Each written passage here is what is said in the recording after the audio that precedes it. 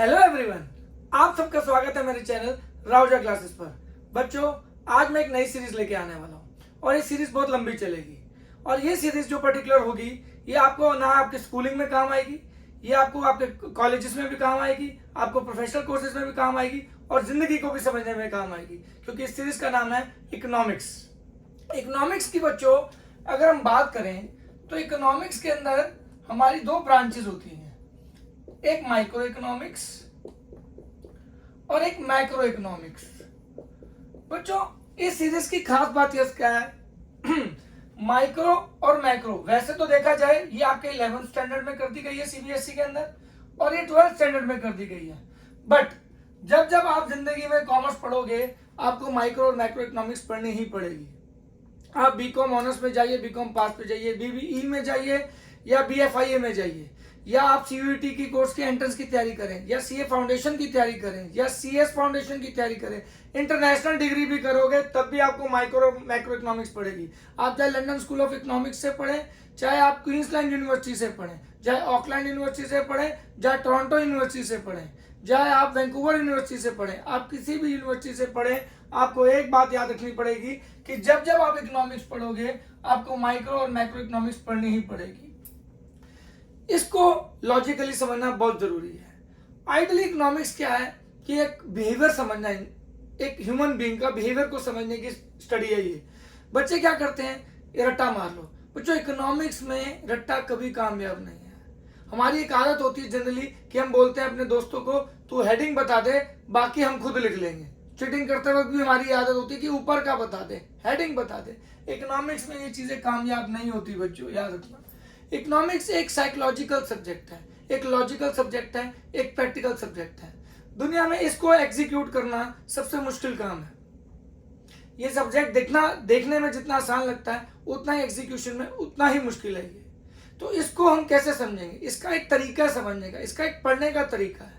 मैं आपको वो एक पढ़ने का तरीका भी बताऊंगा, आपको क्या क्या इस सीरीज में हम कवर करेंगे वो भी बताऊंगा, ताकि आपको साथ एक लंबी प्लेलिस्ट तैयार हो जाए और जिस भी बच्चे को जोन सा भी कंसेप्ट, और चाहे वो प्रोफेशनल कोर्स कर रहा हो, चाहे वो 11th-12th पढ़ रहा हो, किसी भी लेवल पे, यानी कि कोई अपने स्किल्स अपग्रेड भी करना चाहता है या कोई नॉन कॉमर्स बैकग्राउंड से कॉमर्स बैकग्राउंड में आया है, तो ये सीरीज उसको काम बहुत आएगी। और प्लेलिस्ट पे मैं इसकी एक एक वीडियो एक सीक्वेंस में अपलोड करूंगा ताकि देखने वाले को आसानी हो और आप मेरे साथ बने रहिएगा इस चैनल पे, ताकि हम अपने एक्सपीरियंस को, आपके एक्सपीरियंस को बेहतर से बेहतर कर सकें। चलिए, मैं इस सीरीज को बहुत एंजॉय करूंगा क्योंकि इकोनॉमिक्स मेरा फेवरेट सब्जेक्ट है एंड आई होप मैं जितना इसको पढ़ाते वक्त एंजॉय करूं उतना ही पढ़ते वक्त भी एंजॉय करें। माइक्रो इकोनॉमिक्स मैं अभी पहले कवर करूंगा। जो अभी लेटेस्ट मेरी सीरीज होगी वो माइक्रो इकोनॉमिक्स की होगी, यानी 11th में भी काम आएगी, सीयूटी में भी काम आएगी और प्रोफेशनल कोर्सेज के फाउंडेशन कोर्सेज में भी काम आएगी। मैक्रो हम बाद में कवर करेंगे। माइक्रो और मैक्रो में फर्क क्या होता है? Micro is a study of individual. बच्चों, जब भी हम एक इंसान की बात करते हैं तो माइक्रो की बात करते हैं। माइक्रो मीन्स स्मॉल ही होता है, तो माइक्रो मीन्स इंडिविजुअल। जब इकोनॉमिक्स में इंडिविजुअल की बात करेंगे तो वो माइक्रो इकोनॉमिक्स होती है, और जब हम टोटल की बात करेंगे, एग्रीगेट्स की बात करेंगे, ठीक है जी, जब हम एग्रीगेट्स की बात करेंगे, टोटल की बात करेंगे, तो हम मैक्रो इकोनॉमिक्स की बात कर रहे हैं। तो एग्रीगेट्स पे जाने के लिए पहले इंडिविजुअल का आना बहुत जरूरी है। इसलिए मैक्रो को अच्छे समझना चाहते हो तो पहले माइक्रो पे फोकस करो। और ये बच्चे आजकल की गलती भी बहुत कर रहे हैं, क्योंकि 11th में माइक्रो इकोनॉमिक्स है तो बच्चे 11th को इजी लेते हैं। जब 12th में आते हैं मैक्रो इकोनॉमिक्स समझने के लिए, उनको माइक्रो इकोनॉमिक्स पता ही नहीं होती है। जब आपको इंडिविजुअल डिमांड नहीं पता तो जब वो एग्रीगेट डिमांड की बात करेगा तो आप कंफ्यूज रहोगे। इसलिए माइक्रो इकोनॉमिक्स को ढंग से समझना बहुत जरूरी है। अब हम इस सीरीज में क्या क्या कवर करने वाले हैं, पहले मैं आपको ये बता दूं। देखो जी, माइक्रो इकोनॉमिक्स की बात करें तो माइक्रो इकोनॉमिक्स को हम डिवाइड करते हैं 3 पार्ट्स में बेसिकली। अगर आप ढंग से समझे तो ये 3 पार्ट्स में डिवाइडेड है, ठीक है जी। हम क्या पढ़ रहे हैं इकोनॉमिक्स में? Micro economics. माइक्रो इकोनॉमिक्स के फर्दर 3 पार्ट्स हैं। पहला हो गया आपका इंट्रोडक्शन, ठीक है जी, क्योंकि जो चौथा पार्ट है ना वो इन्हीं से मिला के बनता है, इसलिए मैंने अभी इसको 3 पार्ट्स में डिवाइड किया। इंट्रोडक्शन मतलब क्या हो गया? Basic terms. इकोनॉमिक्स के अंदर, माइक्रो इकोनॉमिक्स में बेसिक टर्म, जैसे अगर आपको कभी भी जिंदगी में कहते हैं कि वर्ड बनाना है, पहले आपको लेटर सीखने पड़ेंगे। वर्ड आ गया तो सेंटेंस बना पाओगे, सेंटेंस आ गया तो फिर आप पैराग्राफ लिख पाओगे, और पैराग्राफ आ गया तो फिर आप कुछ भी लिख सकते हो, आर्टिकल, स्पीच या कोई भी दुनिया में कुछ भी मैटर लिखना हो, बुक भी बनानी हो तो आप लिख सकते हो, पर पहले आपको लेटर्स आने चाहिए। तो वैसे ही इंट्रोडक्शन मतलब बेसिक टर्म्स, इकोनॉमिक्स को समझने के लिए कुछ बेसिक टर्म्स होती है, जैसे स्कैरसिटी, ठीक है जी, आपकी सेंट्रल प्रॉब्लम, आपकी इकोनॉमिक प्रॉब्लम, ठीक है जी, economising of resources, what are the economic problems होगी, what are the basic activities of economics, यानी जो भी आपकी बेसिक टर्म्स हैं, economic problem, central problem, PPC, production possibility curve, जिसे हम प्रोडक्शन पॉसिबिलिटी फ्रंटियर भी बोलते हैं, इसके बाद आपका बेसिक एक्टिविटीज ऑफ इकोनॉमी क्या क्या है, यानी सारी बेसिक टर्म्स जो होती है वो इंट्रोडक्शन में कवर है। ये आपको इकोनॉमिक्स का एक ओवरव्यू दे देगा जी, हाँ जी आपने अब आगे पढ़ना क्या है, और ये चीज को समझ के आप बाकी चीजों को बेहतर वे में समझ सकते हो। तो ये आपके बेसिक टर्म्स कवर करेंगे इंट्रोडक्शन के अंदर। उसके बाद मैंने आपको बताया कि आपने बेसिकली एक साइकोलॉजिकल सब्जेक्ट है, क्योंकि आपने किसी के बिहेवियर को समझना है। तो यहाँ पे हमारा दूसरा पार्ट क्या होता है, कंज्यूमर बिहेवियर। बच्चों एक बात याद रखना जिंदगी में, जब आप कंज्यूमर बिहेवियर समझने बैठोगे ना, तो आप सिर्फ कंज्यूमर पॉइंट ऑफ व्यू से सोचोगे, कभी उसमें प्रोड्यूसर पॉइंट ऑफ व्यू नहीं लाओगे। जब आप एक चीज समझ रहे हो तो दूसरी चीज को आपको कांस्टेंट रखना बहुत जरूरी है। कंज्यूमर बिहेवियर के अंदर हमारी कितनी चीजें आती हैं बच्चों, आइडली 3 चीजें आती हैं, ठीक है जी। कौन कौन सी? कंज्यूमर बिहेवियर के अंदर आपकी आती हैं consumer equilibrium, demand and elasticity of demand. बच्चों ये अपने आप में बहुत डिटेल टॉपिक है, और सीरियसली बता रहा हूँ ये आपको 11th नहीं, आपको जिंदगी भर काम आने के लिए टॉपिक आएंगे। ये आपको बिजनेस करोगे, जॉब करोगे, दुनिया के किसी भी लेवल में कुछ काम करोगे, आपको ये टॉपिक्स काम आएंगे, क्योंकि हम सब अपनी लाइफ में कंज्यूमर तो रहते ही हैं। पर अफसोस हम कंज्यूमर बिहेवियर को समझने की जगह क्या करते हैं, डेफिनेशन रट्टा मार ली। अब डेफिनेशन रट्टा मारने से जरूरी तो नहीं है कि आप कंसेप्ट आगे समझ पाओगे। आपको यहाँ पे जैसे डिमांड का एग्जांपल लेते हैं, अगर किसी से पूछोगे डिमांड क्या है तो क्या बोलेगा, quantity of a quantity which a consumer is willing to buy different price in a given period of time is known as demand. अब ये तो रट्टा हो गया, मतलब नहीं पता। डिमांड डिजायर है कि डिमांड वांट है। अगर डिमांड डिजायर है तो डिजायर क्या होता है, वांट है तो वांट क्या होता है, और अगर वो दोनों से अलग है तो आखिर तीनों में डिफरेंस क्या है। तो बहुत चीजें जरूरी है कि हम कंज्यूमर बिहेवियर जब समझें तो अपने आप को कंज्यूमर मान लें, और उसकी इंटेंसिटी समझें, उसके पॉइंट ऑफ व्यू से समझें, उसकी साइकी समझें, उसके बिहेवियर को समझें। और अगर हमने भी, और हम बाई चांस देखो जी हम सब कंज्यूमर तो हैं, तो हमें पता हमने क्या बिहेव करना है, बस उसी बिहेवियर को इसके लॉजिक्स में कन्वर्ट करना है। यही है गेम, कि अगर आप अपनी साइकिल को खुद समझ जाओ एक कंज्यूमर बना के, तो आपको ये रटने की जरूरत नहीं पड़ेगी। और ये नहीं कहोगे कि जी मेरे नोट्स से बाहर पेपर नहीं है। नोट्स कुछ नहीं है, नोट्स आपके दिमाग में, क्योंकि आप खुद ही कंज्यूमर हो। तो ये पढ़ना बहुत आसान है, सिर्फ इसको पढ़ने का तरीका गलत होता जा रहा है। इसके बाद प्रोड्यूसर बिहेवियर आ जाएगा। अब प्रोड्यूसर बिहेवियर के अंदर भी 3 चीजें हैं, एटलीस्ट 4 चीजें हैं प्रोड्यूसर बिहेवियर में, ठीक है जी। प्रोड्यूसर बिहेवियर में 4 चीजें क्या क्या है, एक तो आपकी आ गई कॉस्ट, एक आपके आ गया प्रोडक्शन फंक्शन, ठीक है जी, एक आपका आ गया रेवेन्यू, और एक आपके आ गई सप्लाई, और आप एक 5वां पार्ट भी लिख ही लीजिए, वो है प्रोड्यूसर इक्विलिब्रियम। वो क्या है जी, प्रोड्यूसर इक्विलिब्रियम। तो इसके क्या पार्ट बन गए, cost, production function, revenue, supply और प्रोड्यूसर इक्विलिब्रियम। पर अब ये बात याद रखना, जब हम प्रोड्यूसर बिहेवियर पढ़ेंगे बच्चों, तो अपने आप को कंज्यूमर नहीं मानना और कंज्यूमर के पॉइंट से बिल्कुल नहीं सोचना। जब भी इकोनॉमिक्स में आप किसी का बिहेवियर समझते हो तो आप उसी बिहेवियर के बारे में सोचोगे, दूसरे बिहेवियर के बारे में नहीं सोचोगे। बहुत कंफ्यूजन होती है अगर आप इसको इसमें मिक्स कर दोगे और इसमें इसको मिक्स कर दोगे। तो जब आप इंडिविजुअली कंज्यूमर बिहेवियर पढ़ रहे हो तो सिर्फ कंज्यूमर पॉइंट से सोचोगे, जब इंडिविजुअली प्रोड्यूसर बिहेवियर पढ़ रहे हो तो सिर्फ प्रोड्यूसर बिहेवियर से सोचोगे।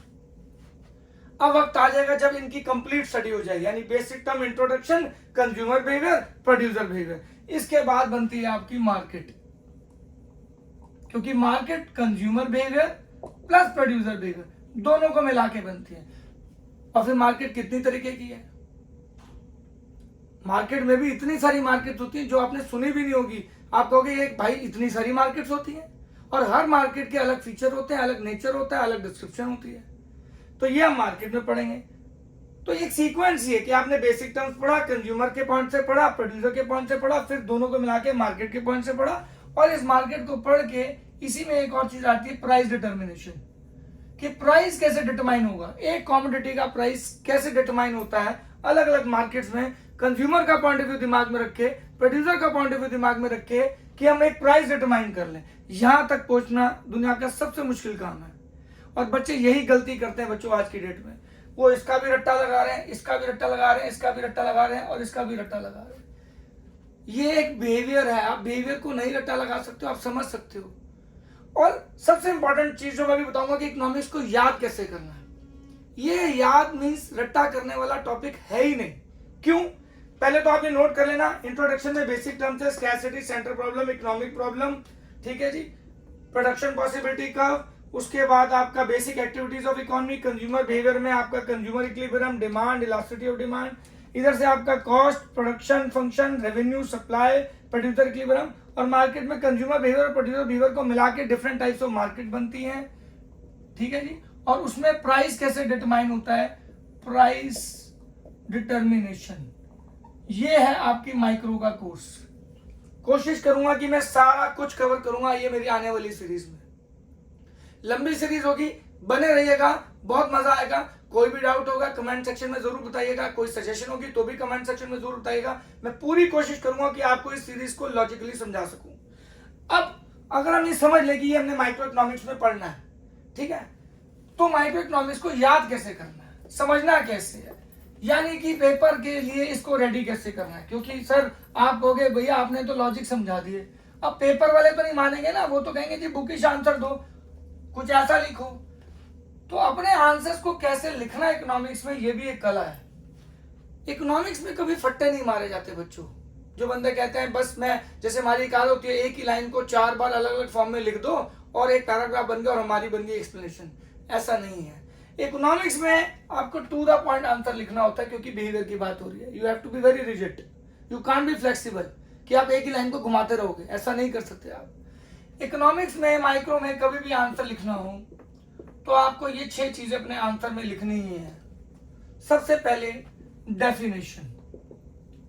डेफिनेशन में याद रखना, जब हम किसी चीज को डिफाइन करते हैं उसमें वो वर्ड कभी यूज नहीं करते।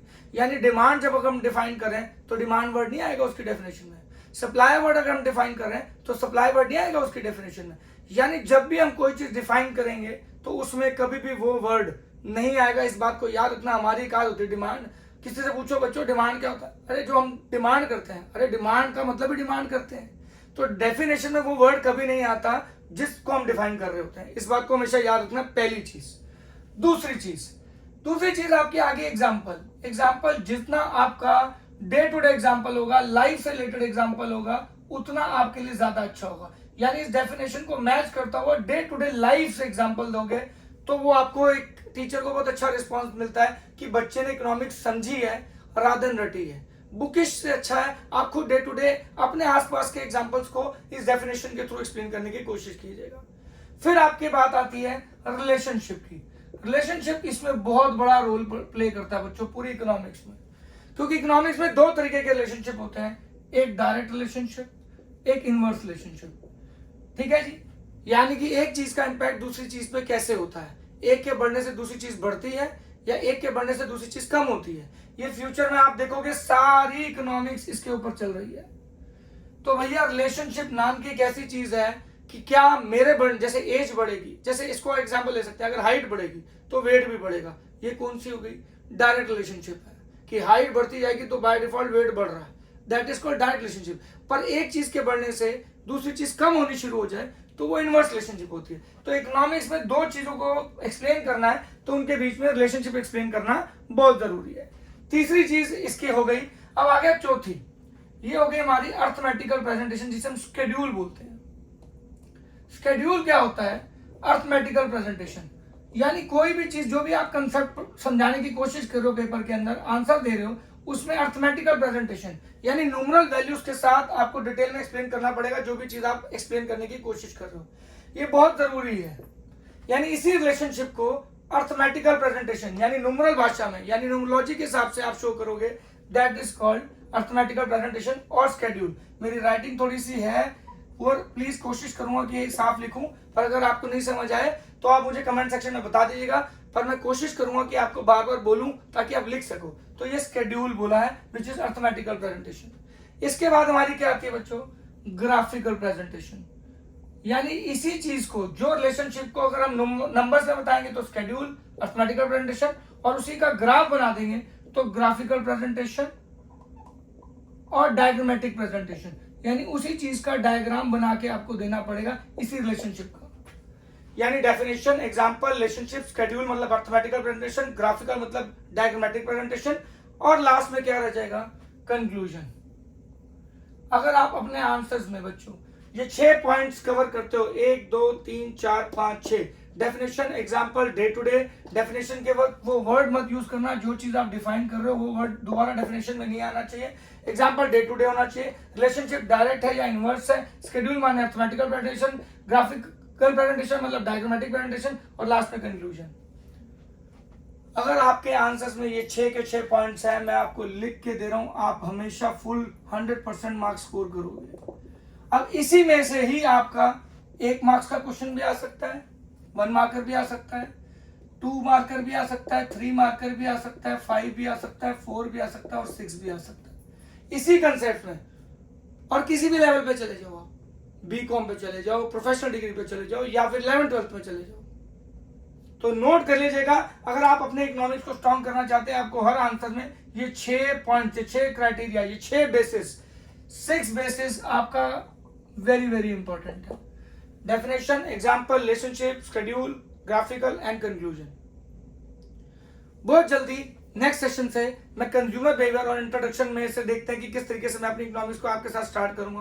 पर आई होप बहुत फन होने वाला है और आपको बहुत मजा आएगा उसको पढ़ के, क्योंकि मैं इतने एग्जांपल डे टू डे दूंगा कि आपको बहुत इजी टू अंडरस्टैंड हो जाएगा और अपने पेपर में भी नॉलेज वाइज दोनों तरीके से ऑप्टिमम हो सकेंगे। आई होप आज का सेशन आपको पसंद आया होगा। बहुत जल्दी मिलता हूं आपके पूरे डिटेल सेशन के साथ नेक्स्ट क्लास में। तब तक के लिए take care, God bless you all.